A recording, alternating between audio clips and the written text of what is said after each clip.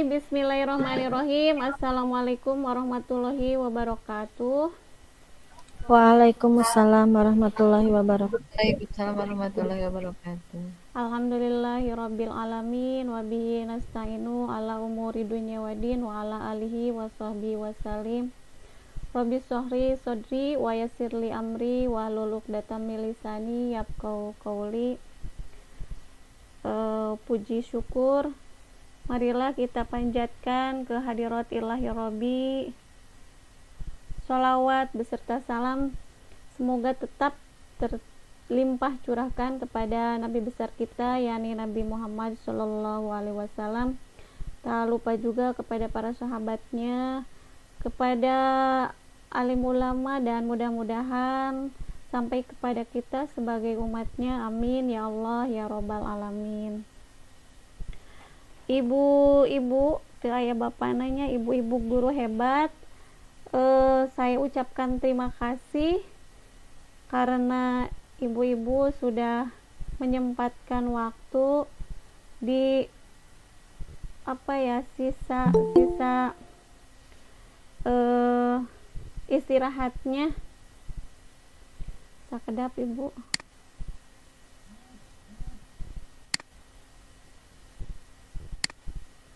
Wilujeng Bu Neni, wilujeng gabung di waktu istirahatnya. Sakedap di Padeli.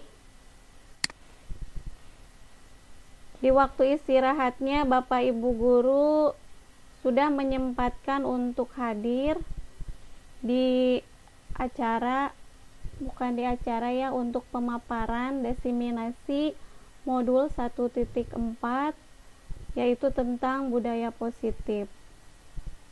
Mungkin untuk berbagi pengalaman dan pemahaman ya, karena ini adalah salah satu tugas untuk saya sebagai calon guru penggerak.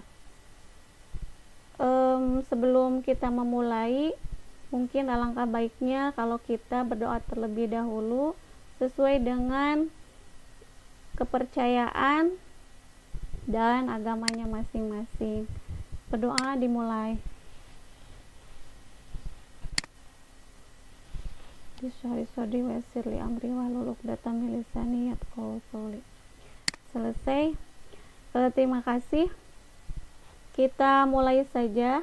Ibu Bapak guru, supaya tidak terlalu malam, izin share screen dulu.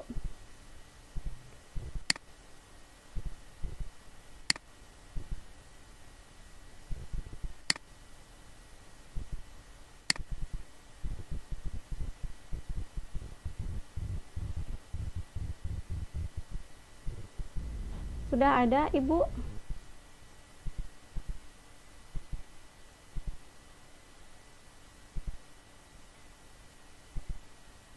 Ada muncul. Oh iya, terima kasih. Sebelumnya izinkan saya memperkenalkan diri dulu. Saya Aida Mayanti dari SMP 1 Atap 2 Karangjaya, calon guru penggerak angkatan 8.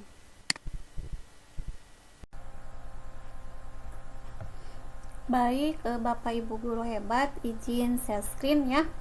Di sini budaya positif di sekolah yaitu nilai dan kebiasaan di sekolah yang berpihak pada murid agar mereka dapat berkembang menjadi pribadi yang kritis, penuh hormat, dan bertanggung jawab sesuai dengan pelajar profil Pancasila.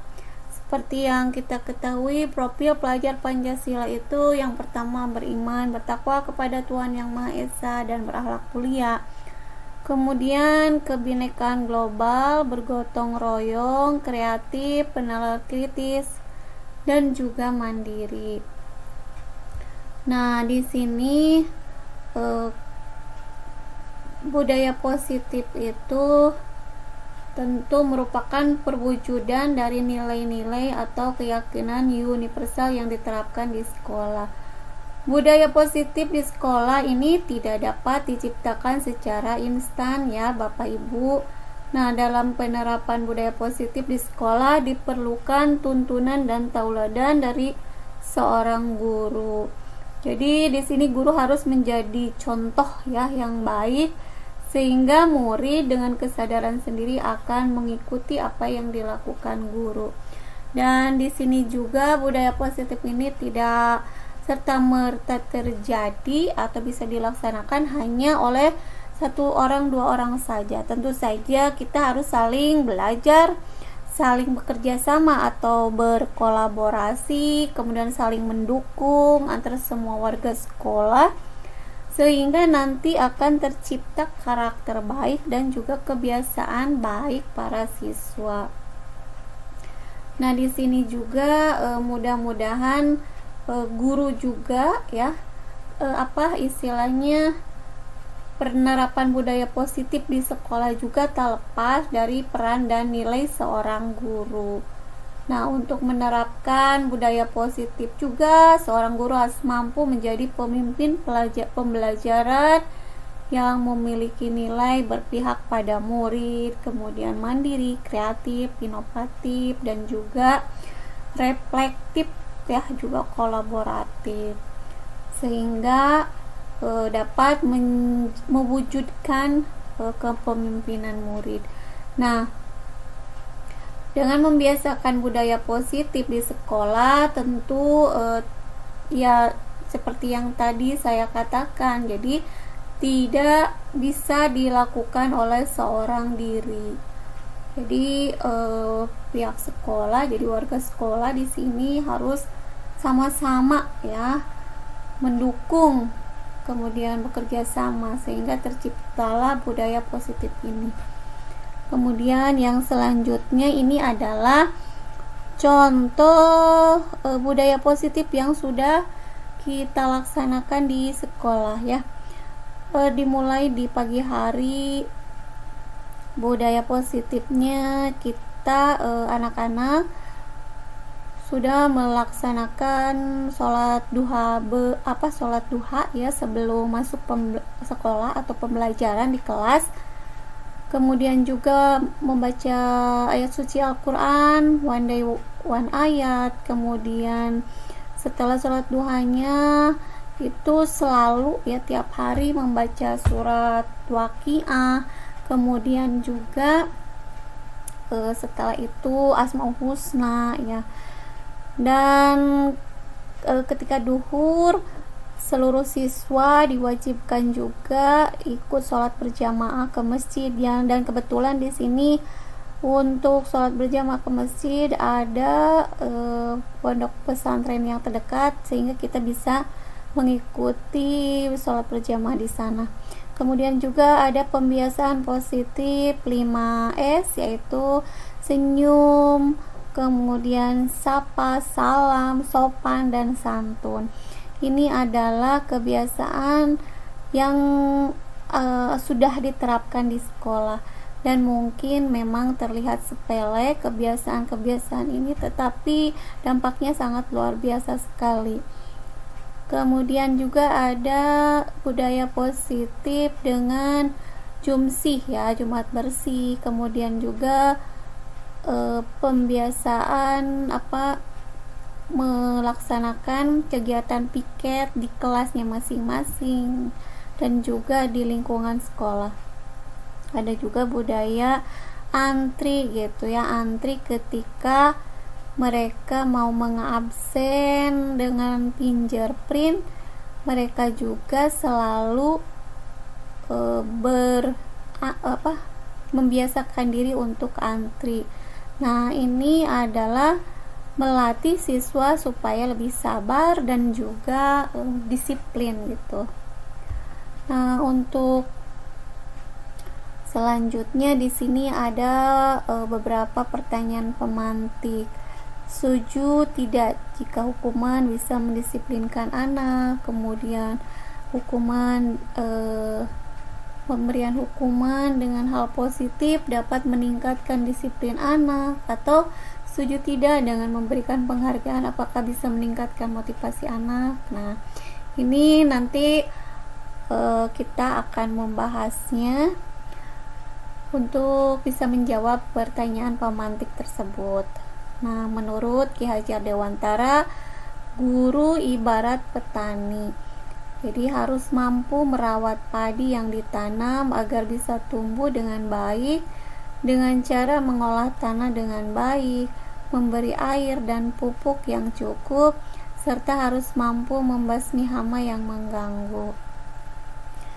Kemudian petani tidak mampu mengubah padi menjadi jagung atau sebaliknya. Artinya pendidik hanya menuntun siswa dan harus menyesuaikan dengan kodrat alam dan zamannya. Jadi di sini menurut Ki Hajar Dewantara, guru itu ibaratnya petani dan padi itu ibaratnya siswa, sedangkan sawah itu ibaratnya sekolah.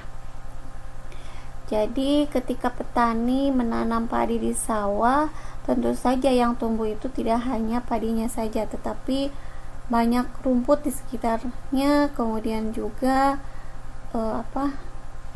ada juga hama gitu ya.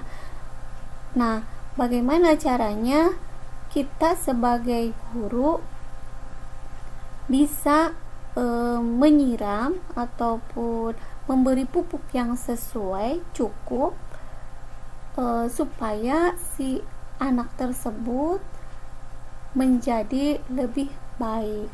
Jadi di sini ketika misalkan ada hama atau hal-hal yang kurang baik dari lingkungan, tentu saja kita juga sebagai guru harus bisa menangkalnya.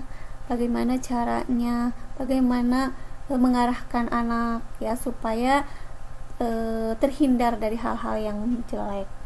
Nah, di sini juga petani tidak mampu mengubah padi menjadi jagung.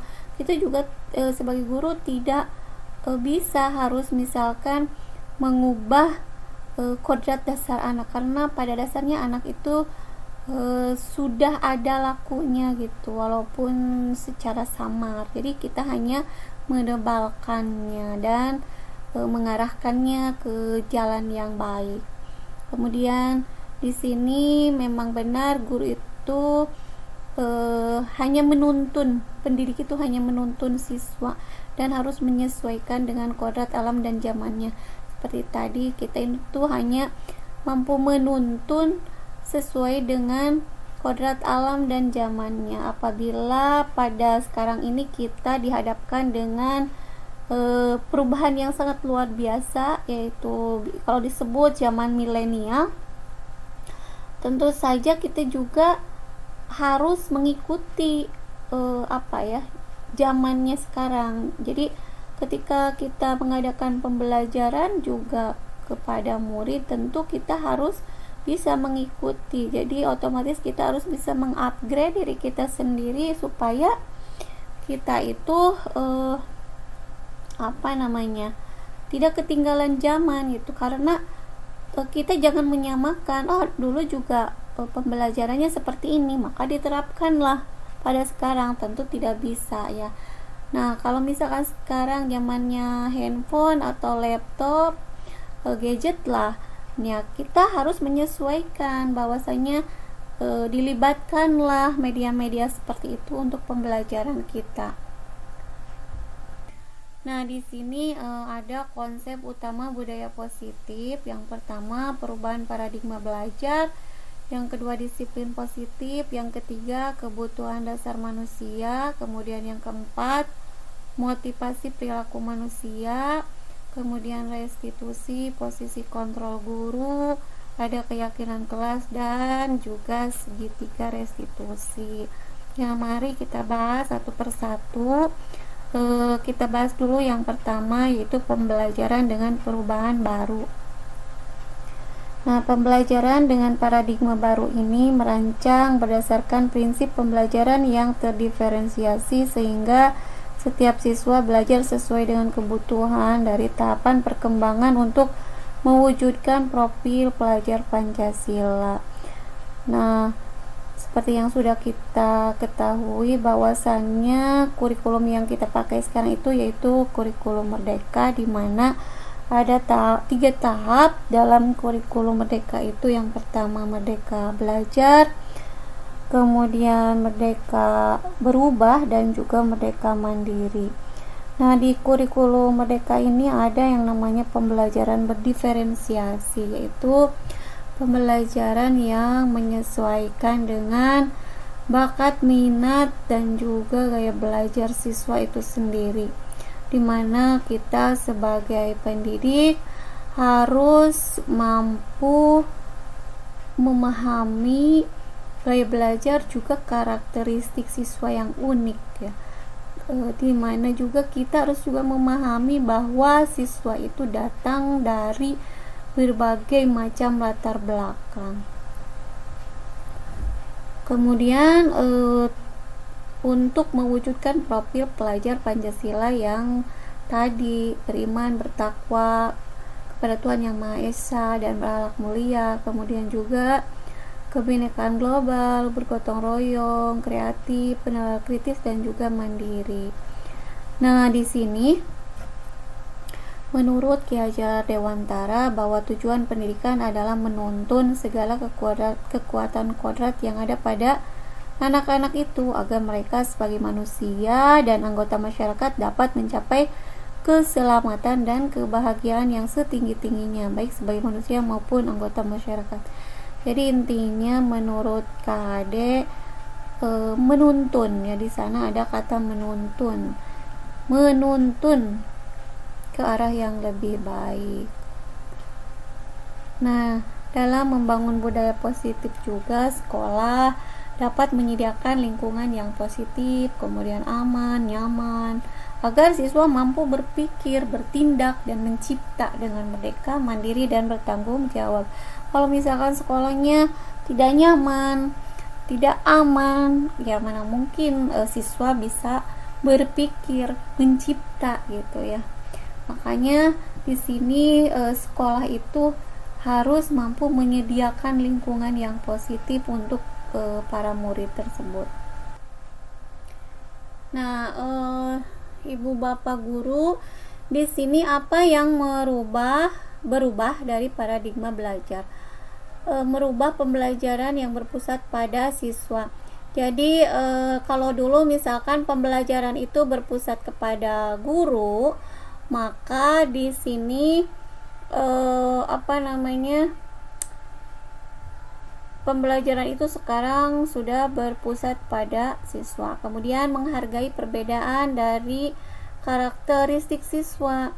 Jadi di sini guru harus menghargai perbedaan tersebut. Karena seperti yang saya tadi katakan bahwa murid itu datang dari latar belakang yang berbeda dengan karakteristik yang berbeda. Kemudian juga menyadari bahwa guru bukan satu-satunya sumber belajar. Nah, guru juga di sini harus menyadari bahwa memang sekarang ini bukan satu-satunya sumber belajar, karena siswa bisa mendownload ataupun belajar sendiri di YouTube dan lain sebagainya. Kemudian menciptakan pembelajaran yang menarik dan menyenangkan.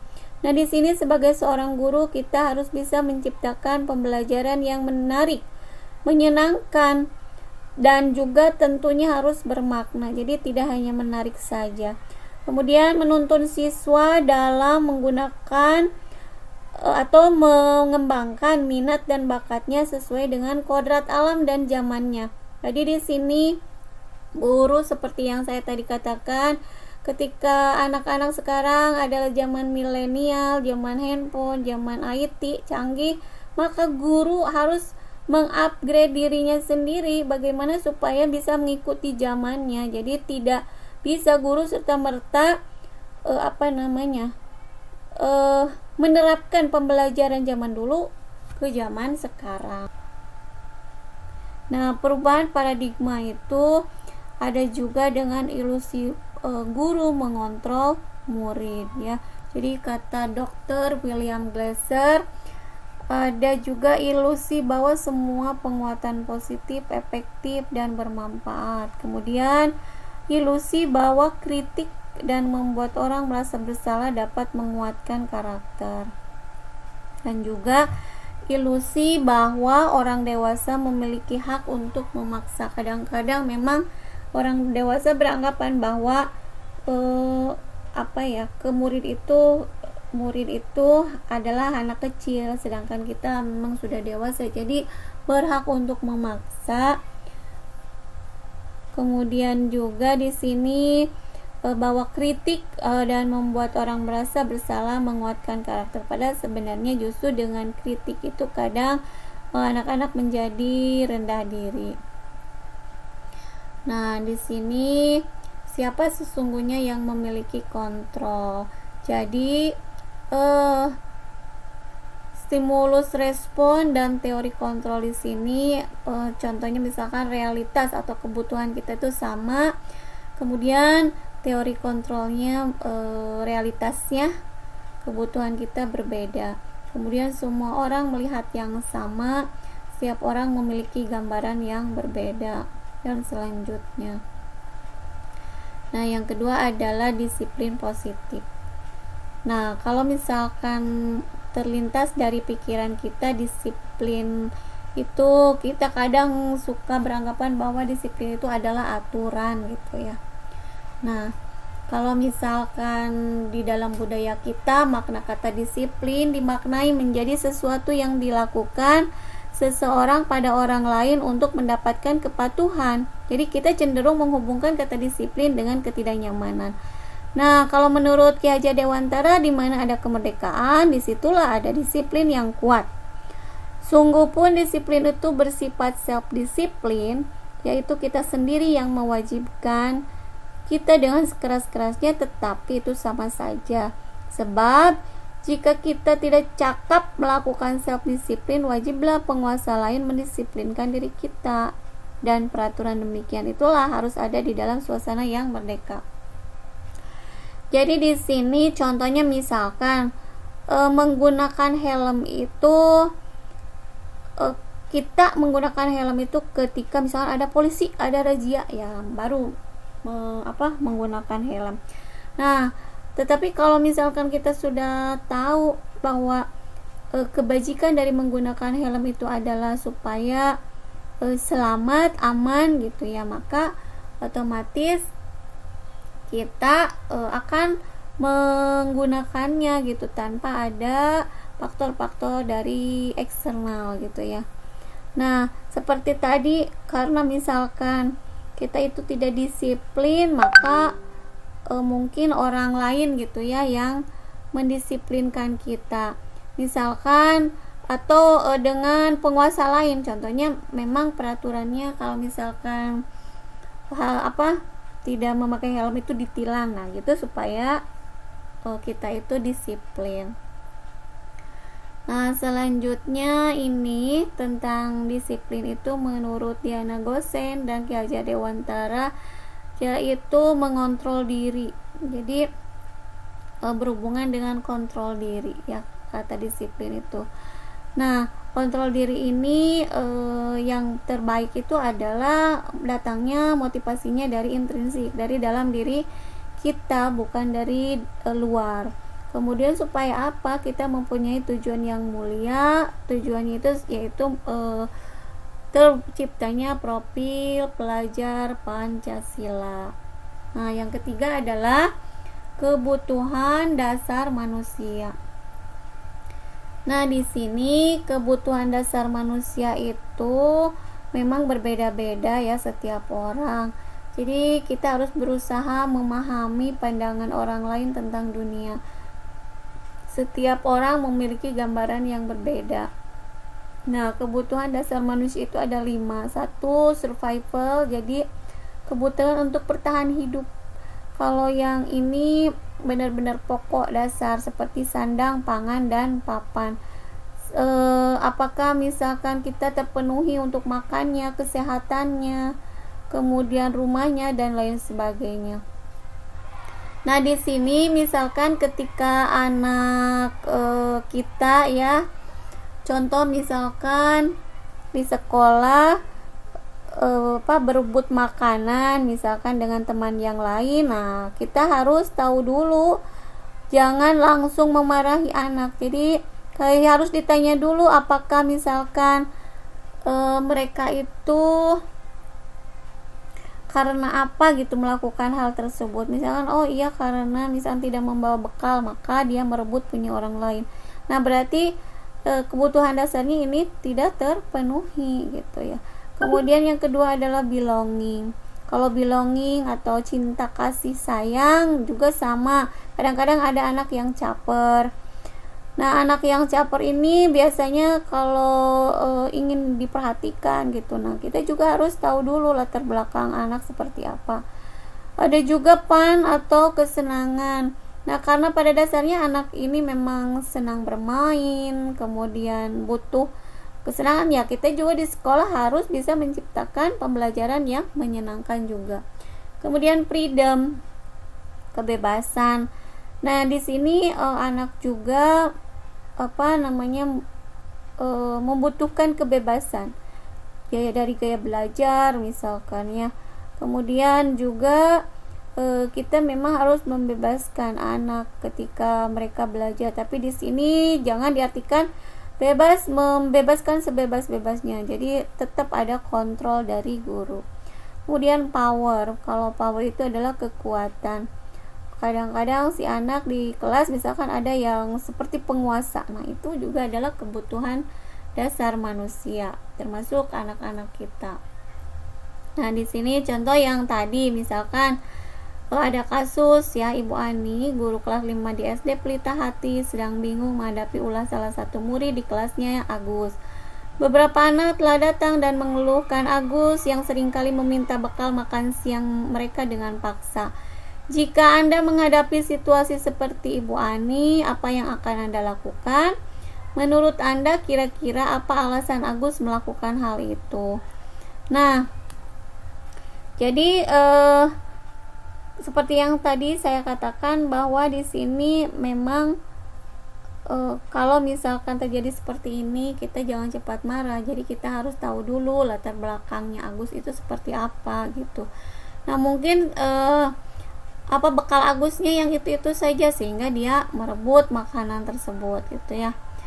Nah, kemudian di sini ada teori motivasi perilaku manusia, di mana misalkan teori ini ada 3 ya. 1 untuk menghindari ketidaknyamanan atau hukuman. Nah, apa yang akan terjadi apabila saya tidak melakukan? Nah, ini biasanya motivasinya datang dari eksternal. Contohnya misalkan Bapak Ibu ketika diwajibkan untuk datang ke pelatihan, pada awalnya misalkan malas-malasan lah, tidak mau dan lain sebagainya, tetapi karena ada dorongan dari luar, misalkan karena takut ditegur oleh pengawas ataupun dari kepala sekolah, maka ibu bapak guru berangkat gitu, walaupun mungkin dengan terpaksa. Nah, itu adalah motivasi eksternal. Kemudian juga motivasi untuk mendapatkan imbalan atau hadiah gitu ya dari orang lain atau institusi. Jadi ini juga sama motivasi eksternal. Jadi ketika misalkan kita melakukan sesuatu, apa yang akan saya dapatkan jadi setelah melakukan itu gitu. Jadi itu ada hadiah imbalan gitu. Jadi dia mau. Kemudian untuk menghargai diri sendiri atau menjadi insan sesuai harapan kita. Nah, ini adalah motivasi dari dalam diri. Kalau ini jadi motivasinya sudah dari dalam diri dengan tujuan untuk menghargai gitu. Nah, selanjutnya ini adalah konsep disiplin dengan identitas gagal.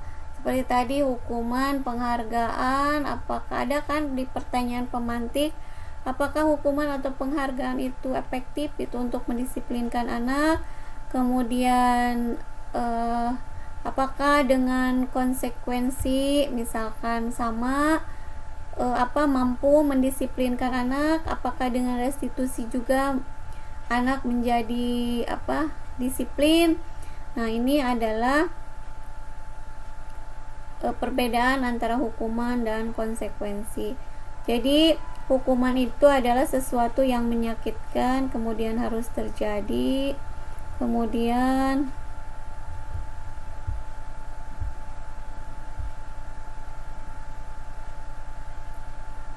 nah, di sini Bapak Ibu ada konsep disiplin, yaitu disiplin dengan identitas gagal.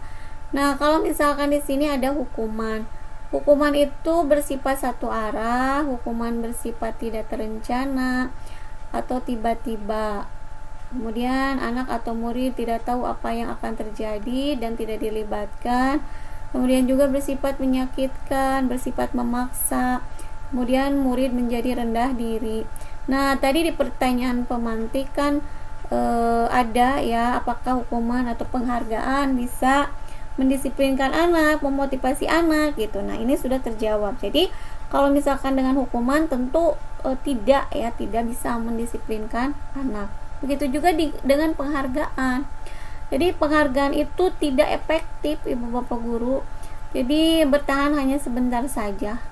Kadang timbul rasa iri dari teman-temannya gitu. Jadi, kadang juga mematikan kreativitas.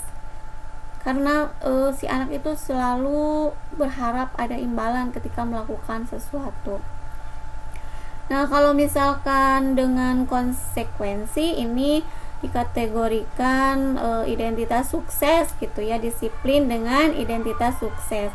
Karena konsekuensi adalah sebuah akibat yang sudah diketahui dan disepakati sebelumnya atas pilihan anak atau amali.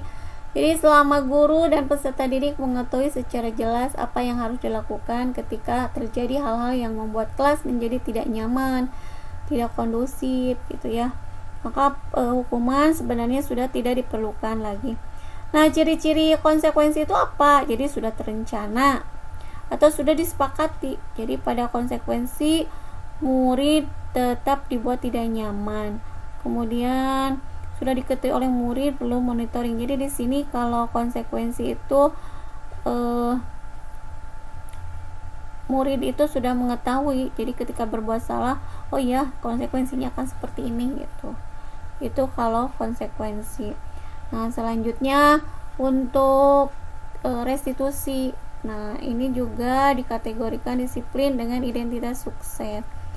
Karena di sini ciri restitusi itu adalah bukan untuk menebus kesalahan, namun bagaimana memaknai kesalahan sebagai suatu pembelajaran. Kemudian restitusi adalah tawaran ya, bukan paksaan. Restitusi menuntun untuk melihat ke dalam diri. Restitusi mencari kebutuhan dasar yang mendasari tindakan, kemudian fokus pada diri, kemudian mengembalikan siswa pada kelompoknya. Nah, seperti ini tadi perbedaan hukuman dan konsekuensi. Jadi, kalau hukuman lebih ke mendorong anak untuk menyakiti diri sendiri ya, atau anak itu merasa sakit ya, sakit fisik ataupun hati dalam jangka waktu lama. Kalau konsekuensi, anak memang tidak nyaman dalam jangka waktu pendek. Nah, selanjutnya di sini contoh-contoh tindakan atau perbuatan hukuman dan konsekuensi. Misalkan kalau hukuman itu murid diminta untuk push up 15 kali karena tidak menggunakan masker ke sekolah. Nah, kalau konsekuensi jadi mengganti kertas tugas teman yang telah dicoret-coret. Jadi si anak coret-coret sendiri ya, diganti gitu. Itu kalau contoh konsekuensi. Nah, Bapak Ibu, ini adalah yang kelima, restitusi posisi kontrol guru, di mana guru itu yang pertama sebagai penghukum, kemudian pembuat merasa bersalah, teman, dan juga pemantau dan juga manajer. Nah, di sini saya sudah menyiapkan kelima video tersebut mengenai guru. Contohnya misalkan bagaimana yang disebut guru penghukum, pembuat merasa bersalah, kemudian teman, pemantau, dan manajer. Mari kita simak secara bersama-sama videonya Bapak Ibu.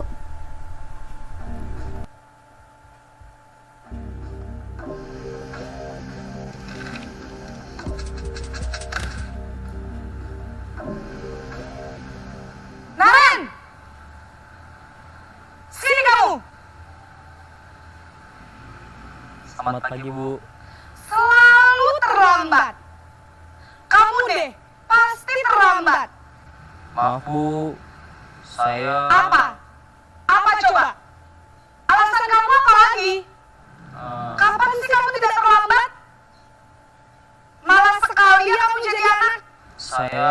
Dasar pemalas. Gak kapok-kapok sih kamu. Sudah berapa kali terlambat? Sana, kamu keliling lapangan basket 2 kali. Kenapa saya harus keliling lapangan basket, Bu? Kenapa? Kamu lawan ibu. Berani-beraninya jawab. Sudah terlambat, masih berani jawab pula. Sekarang, keliling lapangan basket 5 kali sekalian. Biar kapok. Cepat. Pergi sana lapangan basket.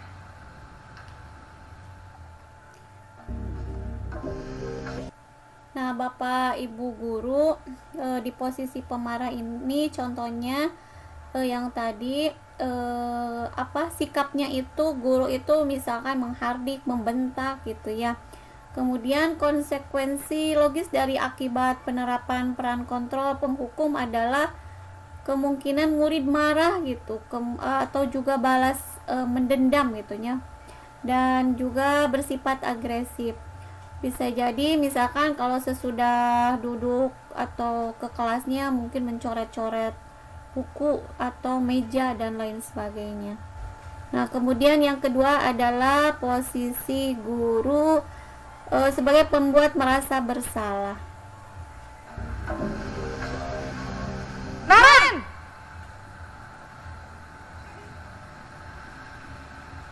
Selamat pagi, Bu. Naren. Kamu kenapa terlambat lagi, nak? Ya Tuhan, Naren. Kamu senang ya bikin ibu susah ya? Kalau kamu terlambat lagi, nanti ibu yang ditegur bapak kepala sekolah, nak. Disangka ibu tidak bisa membina kamu. Duh, gimana ini? Maaf, Bu. Duh, Gusti Naren. Kamu suka ya kalau ibu ditegur bapak kepala sekolah? Terus, sekarang ibu harus tulis apa ini di buku absen? Ini kamu sudah sering terlambat loh. Ibu harus apa coba? Maaf, Bu. Maaf sekali. Ya sudah, lain kali jangan bikin ibu susah lagi ya, nak ya. Ibu tidak akan kuat lagi kalau kamu begini terus. Bisa jantungan kalau ibu ditegur bapak kepala sekolah. Sana cepat ke kelas. Maaf ya, Bu. Maaf sekali. Nah, pada posisi ini ciri khasnya biasanya guru itu bernada memelas, halus, sedih, dan kemudian juga di sini konsekuensi logisnya adalah akibat penerapan peran kontrol pembuat bersalah ini murid akan merasa bersalah karena telah mengecewakan ibu bapak gurunya.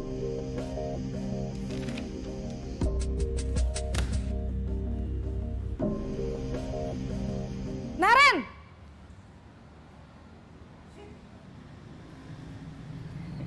Selamat pagi, Bu. Wah, sudah jam berapa ini, nak? Terlambat lagi ya, sayang? Iya, Bu. Habis ibu saya lupa bangunkan saya, Bu. Kamu malah menyalahkan ibu kamu. Kamu bukannya anak yang larinya paling kenceng. Kok terlambat sih? Iya, Bu. Saya memang terlambat bangun tadi.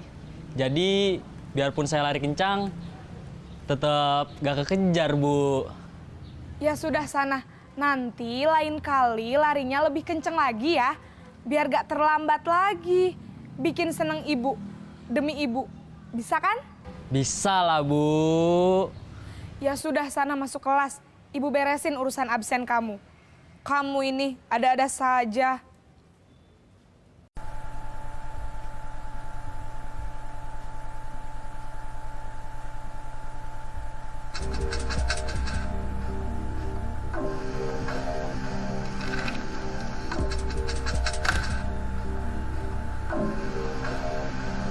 Naren!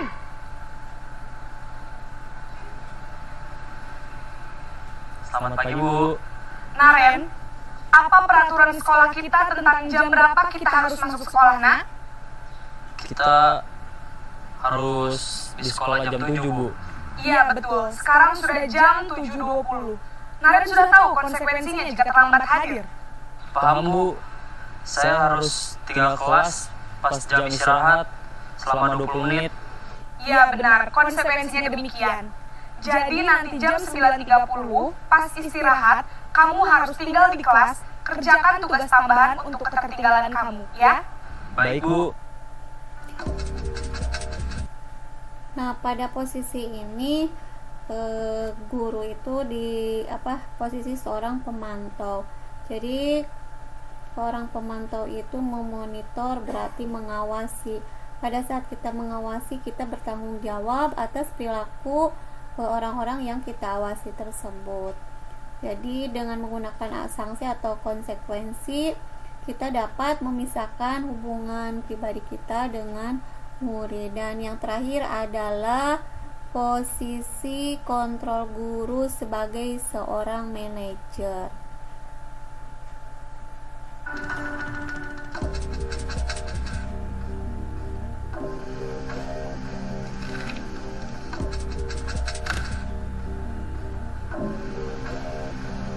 Naren!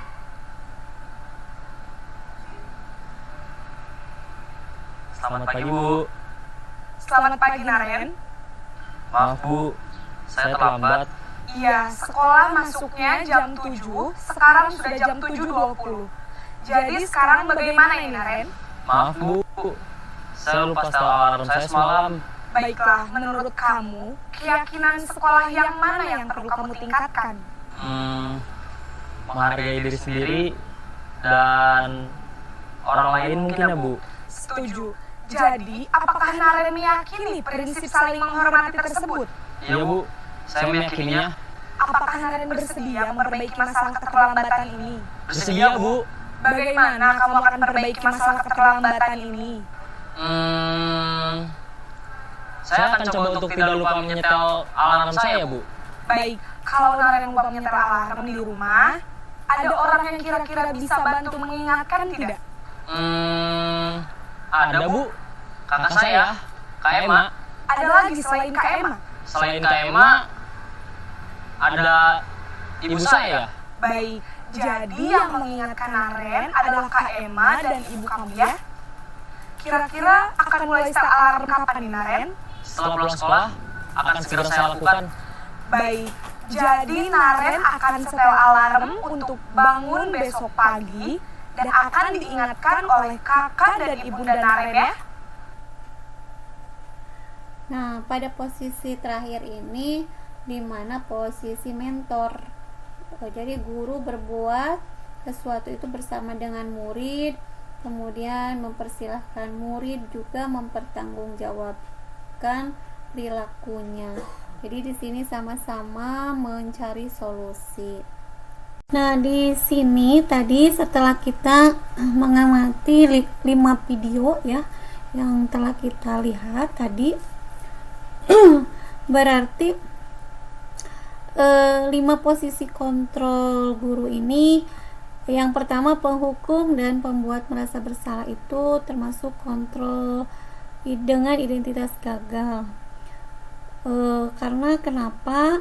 Di sini ciri-cirinya penghukum itu, guru itu menghardik, menunjuk-nunjuk, menyakiti, menyindir. Ya, kemudian dampaknya pada murid, biasanya murid mengulangi kesalahan lagi. Kalau pembuat merasa bersalah, memang guru itu mungkin berceramah, mengatakan seharusnya, kemudian ibu kecewa. Nah, tetapi di sini dampak pada murid itu, murid biasanya merasa rendah diri.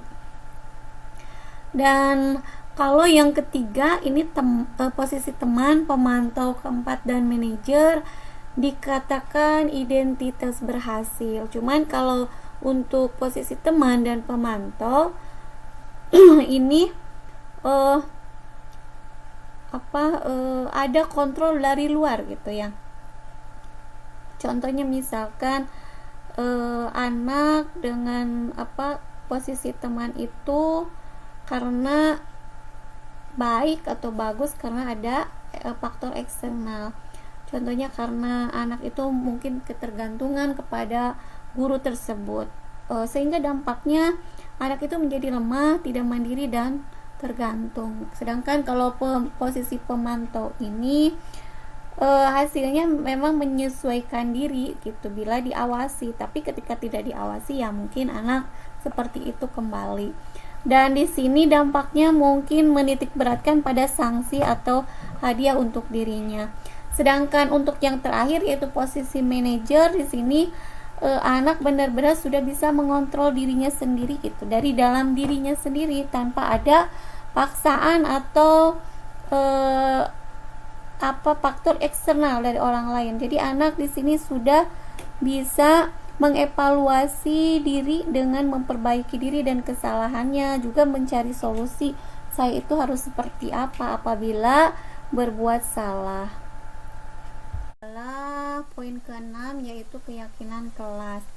Keyakinan kelas adalah nilai-nilai kebajikan atau prinsip-prinsip universal yang disepakati bersama secara universal, lepas dari perbedaan agama, negara, dan juga bahasa. Menurut Gosen tahun 1996, suatu keyakinan akan lebih memotivasi seseorang dari dalam atau intrinsik. Seseorang akan lebih bersemangat untuk menjalankan keyakinannya daripada hanya sekedar mengikuti peraturan. Memang betul sekali. Kalau misalkan keyakinan itu motivasi itu sudah datang dari dalam diri kita, akan lebih bersemangat dibanding dengan hanya sekedar peraturan yang mungkin kita bisa saja setelah itu melanggarnya kembali. Nah, ini adalah ciri-ciri atau pembentukan keyakinan kelas. Keyakinan kelas itu bersifat lebih abstrak, kemudian juga lebih rinci dan konkret. Contohnya misalkan membuang sampah pada tempatnya gitu. Kemudian juga berupa pernyataan universal, jadi mengandung kebajikan baik, dan juga hendaknya keyakinan kelas itu tidak terlalu panjang sehingga mudah diingat dan dipahami. Dan untuk keyakinan kelas ini semua warga kelas ikut berkontribusi dalam pembuatan keyakinan kelas lewat kegiatan curah pendapat dan juga bersedia meninjau kembali keyakinan kelas itu dari waktu ke waktu. Nah, di sini saya di sekolah ya, di kelas sudah mencoba menerapkan mengenai keyakinan kelas ini pada waktu semester awal kemarin. Di sana anak-anak sangat antusias untuk membuat keyakinan kelas. Jadi ketika saya mengatakan kalian itu di kelas itu inginnya seperti apa gitu. Kalau misalkan inginnya nyaman dengan teman, dengan guru, dan lingkungan yang harus seperti apa, maka mereka dengan antusias menuliskannya, kemudian menempelkannya juga. Ya, contoh konkret misalkan ketika pembelajaran banyak sekali anak yang mengeluarkan baju gitu ya, tidak rapi. Dan setelah mengadakan keyakinan kelas ini, anak menjadi lebih aware gitu. Jadi ketika pembelajaran bajunya sudah rapi, kemudian juga ada misalkan buang sampah pada tempatnya. Nah, jadi anak sudah sangat paham berarti kelas kita itu harus bersih dan rapi. Nah, untuk keyakinan kelas ini memang dibuat secara bersama-sama oleh seluruh siswa atau warga kelas dan disepakati juga secara bersama-sama. Yang ketujuh adalah segitiga restitusi. Yang dimaksud dengan segitiga restitusi adalah proses menciptakan kondisi bagi murid untuk memperbaiki kesalahan mereka. Bisa kembali pada kelompok mereka dengan karakter yang lebih kuat. Kemudian ciri-ciri restitusi ini adalah bukan untuk menebus kesalahan, namun untuk belajar dari kesalahan, kemudian memperbaiki hubungan, tawaran bukan paksaan, kemudian juga menuntun untuk melihat ke dalam diri, kemudian fokus pada karakter bukan tindakan. Juga fokus pada solusi dan mengembalikan murid dengan mengembalikan murid yang berbuat salah pada kelompoknya. Ini adalah posisi yang sangat ideal ya untuk ketika kita kepada siswa ya. Ketika siswa berbuat salah, jadi kita menggunakan segitiga restitusi ini. Melalui restitusi guru dapat membantu siswa menjadi lebih memiliki tujuan, disiplin positif, serta memulihkan dirinya setelah berbuat salah. Kemudian juga membantu murid untuk jujur pada diri sendiri dan mengevaluasi jadi secara bersama-sama. Kemudian juga memberi penawaran dan bukan paksaan. Ada tiga langkah. Yang pertama, menstabilkan identitas. Contohnya misalkan anak berbuat salah, kemudian kita berkata, kamu bukan satu-satunya yang pernah melakukan ini. Kemudian setiap orang pasti pernah melakukan kesalahan dan lain sebagainya. Kedua, validasi tindakan yang salah, seperti cara yang lebih efektif untuk mendapatkan apa yang kamu butuhkan, atau kamu tentu punya alasan mengapa melakukan ini. Dan yang terakhir, menanyakan keyakinan kelas. Contohnya misalkan keyakinan kelas apa yang telah kita sepakati ya. Ini adalah contoh tiga restitusi yang sudah saya lakukan.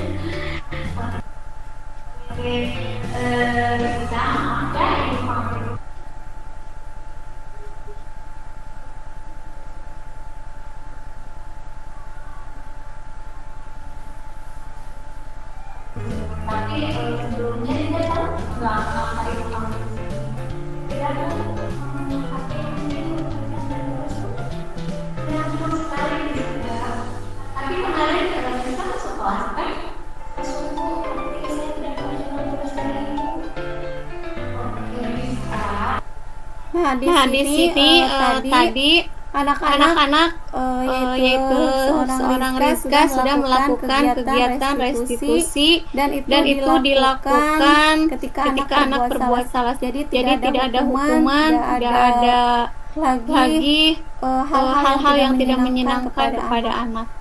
Terima kasih ibu-ibu, itu saja mungkin yang bisa saya paparkan.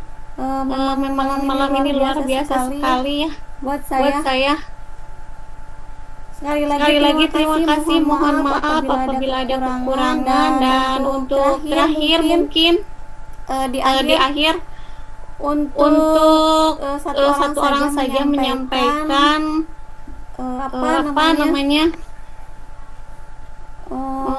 menyampaikan penguatan atau berbagi pengalaman. Silakan. Ya, silakan Bu Neng. Izin Wahyu untuk menyampaikan berbagi pengalaman tentang budaya positif di sekolah. Ya. Memang budaya positif di sekolah ini memiliki banyak manfaat yang sangat signifikan, baik bagi siswa, bagi guru, dan juga bagi komunitas secara keseluruhan. Karena memang dengan adanya budaya positif ini manfaatnya sangat banyak. Pertama, bisa peningkatan prestasi akademik. Jadi dengan adanya lingkungan yang positif dan mendukung, itu dapat meningkatkan motivasi belajar murid dan pada akhirnya berdampak positif pada prestasi akademik mereka. Kemudian juga dengan adanya budaya positif ini dapat meningkatkan kesejahteraan mental dan emosional. Jadi dengan budaya positif ini membantu mengurangi stres dan tekanan juga pada murid. Jadi menciptakan lingkungan yang aman, ramah, kemudian mendukung. Selain itu juga meningkatkan motivasi. Jadi dengan adanya lingkungan positif merangsang minat dan motivasi intrinsik siswa. Karena mereka merasa dihargai, kemudian didukung dalam upaya meningkatkan belajar dan perkembangannya. Dan mereka pun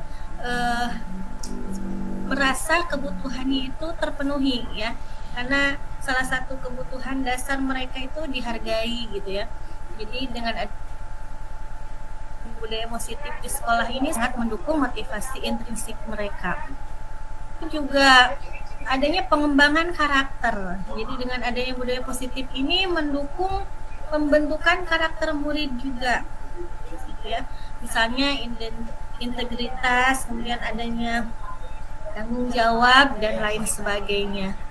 Jadi pada dasarnya penumbuhan budaya positif di sekolah ini memang betul kata Bu Ai tadi, memerlukan selain pengetahuan juga kerjasama yang baik seluruh warga, tidak hanya guru, tapi semua warga sekolah juga harus ikut terlibat, dan salah satunya yaitu dengan pengembangan pemahaman seperti ini terlebih dahulu mungkin gitu ya. Jadi secara keseluruhan budaya positif di sekolah ini bukan hanya menciptakan lingkungan belajar yang baik ya, tetapi juga membentuk karakter dan membekali murid dengan keterampilan dan sikap yang penting untuk kesuksesan mereka di masa yang akan datang. Mungkin itu saja Bu Ai yang dapat saya tambahkan. Terima kasih Bu Ai.